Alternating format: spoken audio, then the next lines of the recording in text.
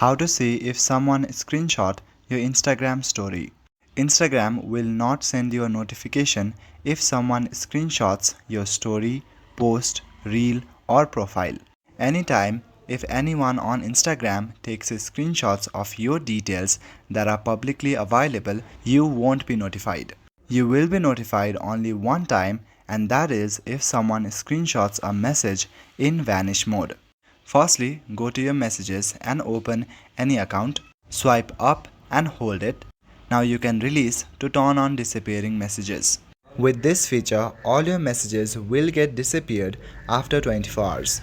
And even if someone tries to take a screenshot in between 24 hours, you will receive a notification that they took a screenshot.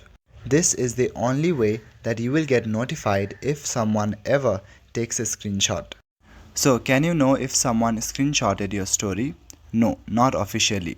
There's no icon, list, or notification that tells you this. You can only see who viewed your story, but not if they screenshotted it. For story, you can limit the amount of people that can see the story. It will prevent them from taking a screenshot. That's all for today. Thank you.